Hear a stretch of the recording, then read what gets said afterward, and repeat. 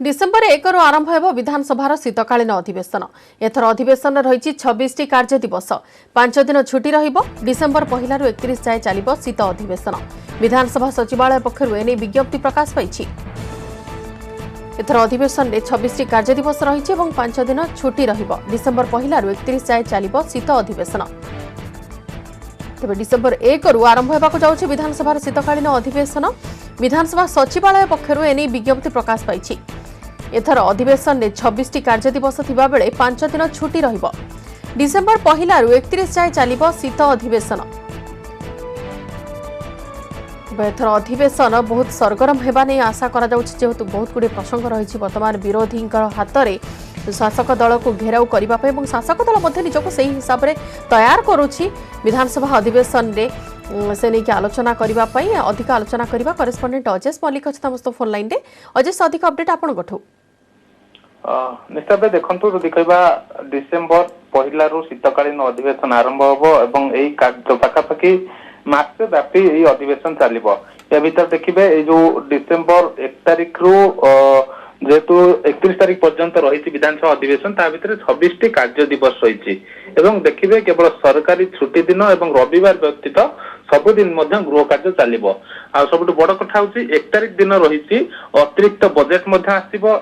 1 तारिख दिन बजेट आगत होगा प्राय 7 तारिख 8 तारिख और 9 तारिख 3 दिन धरी बजेट उपर आलोचना हो। या बाद देखिए 31 तारिख पर्यंत केवल 5टी छुट्टी दिन को छाड़ी सबुदिन कार्य दिवस रही।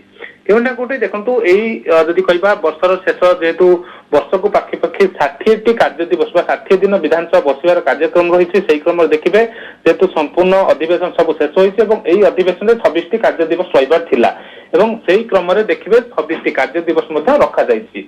सब बड़ कथा हूँ जेहेतु प्रथम दिन आसव अतिरिक्त बजेट आसव परवर्ती मुहूर्त देखिए जे अधिवेशन जेहेतु अनेक दिन रही अनेक जो प्रसंग विरोधी मान उत्थापन कर कार्यक्रम रही।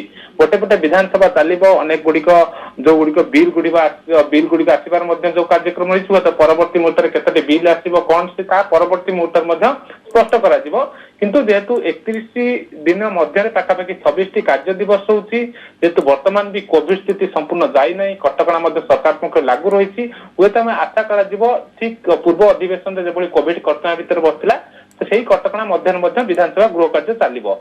आउ पटे देखिए जेहेतु शेष अधिवेशन वर्षर शेष अधिवेशन बसुची कौटी विरोधी हाथ में अनेक सुजोग रही। वर्तमान जो राज्य जो सांप्रतिक स्थिति रही कौटी विभिन्न प्रसंग को उठे निश्चित विरोधी शासक दल को निज काठगड़ा को टाणी उद्यम कर कारण पूर्व अधिवेशन देखिए अनेक समय आईन श्रृंखला परिस्थिति कथा कहतु बर्तमान चाषी समस्या कथा कहतु जो भाया जो मुख्य प्रसंग रही है चाषी समस्या और आईन श्रृंखला परिस्थिति को नहीं विरोधी मैंने तुम्बी तोफान करते जेहेतु वर्तमान सांप्रतिक राज्य स्थिति को देखिले क्यों आईन श्रृंखला परिस्थिति को लेकिन विधानसभा बाहर सरकार को घेरुंट विरोधी हुए तो सही क्रम देखिले जो आगामी विधानसभा अधिवेशन अच्छी सामान प्रसंग को विरोधी गृह उठाई पारे सरकार दल को टार्गेट करें। हुए तो परवर्ती मुहूर्त जेते सर्वदलीय बैठक बस कि सुरुख विधानसभा चलो परवर्ती मुहूर्त जदि कह विरोधी दल से जदि कह रणनीति प्रस्तुत कर शासक दल काउंटर करने को प्रस्तुत कर ये तो परवर्ती रही प्रक्रिया रही